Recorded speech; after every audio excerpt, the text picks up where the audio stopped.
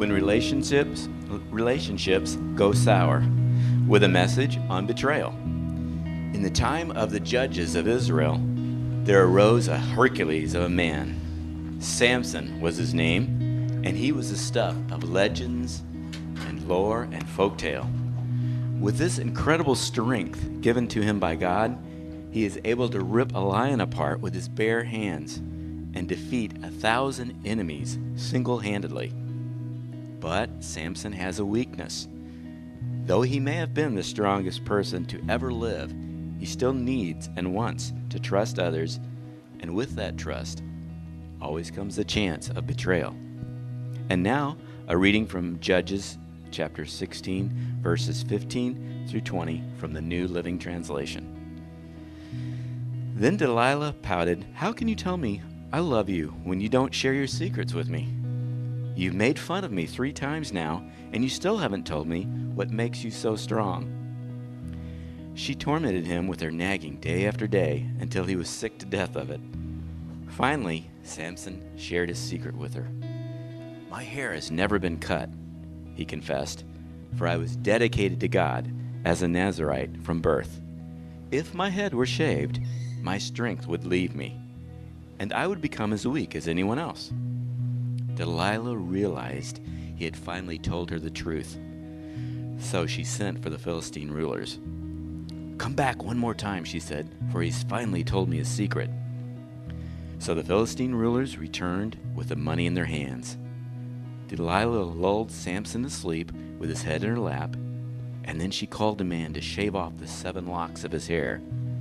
In this way, she began to bring him down, and his strength left him. Then she cried out, "Samson, the Philistines have come to capture you." When he woke up, he thought, "I will do as before and shake myself free."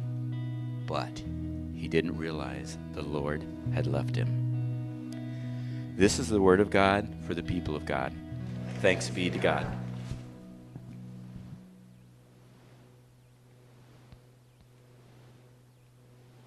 It's a very powerful movie clip, almost too powerful to show today, especially in the light of the tragic shooting this week at the Holocaust Museum in Washington, D.C. It's a scene that shows vividly that it's not just lovers or even adults that face the reality of betrayal.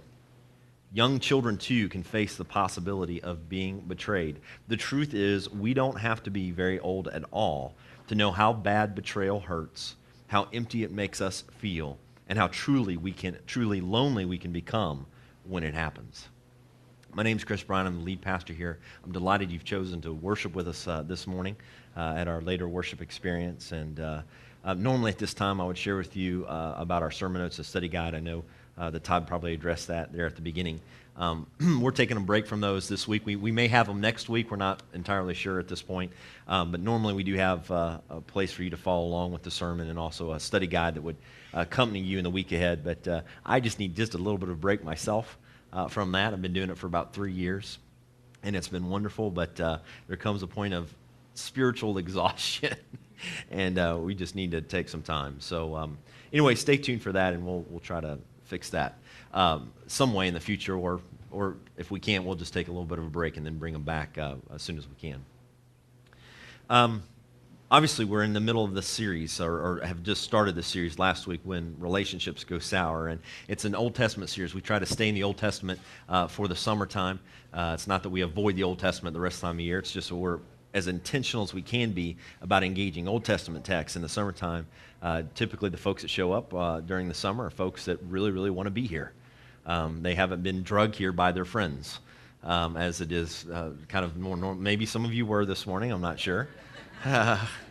But that's typically not the case with the summertime. People that are here in the summer, they really, really want to be here. And it's a great chance to explore texts that take a little bit more energy on the part of the listeners to engage. So that's what we're doing. And today we're looking at, of course, that great story of Samson and Delilah. Most of us are familiar, at least we've heard that story, as we talk about betrayal. Now, as a young child, I remember being betrayed for the first time. I'm wondering about you. Do you remember the first time that you felt betrayed? Maybe some of you here have never had that. I doubt that's the case. The chances are all of us in this room have had an experience of betrayal. I remember the first time it happened to me. I was in fourth grade. There was a girl in my class that lived maybe a dozen or so houses down from me, and we walked home from school each day. I grew up in a Mayberry kind of town where you could do that. I know that's strange for those of us that live here, and to actually think of your, elementary school children going to school by themselves, walking to school by themselves, but we did, and or at least we did in third and fourth grade. And so we did that, and I would walk home with her, and we told each other things. Now, I don't remember a whole lot of the content of those conversations. I know it couldn't have been all that important of stuff at that time, but I do remember it was personal. I do remember it was stuff about me and my thoughts and my wishes, and she shared some of the thoughts of her life as well. And what happened was one afternoon, at some point in time, a couple other kids from the neighborhood who lived a few houses down from me started teasing me about some things that I had said. And it was things that I had never told anybody but her. And so I knew what had happened. I'd been betrayed. And, lots of things went through my mind. I wondered if she, what had happened? What caused her to tell those kids those things?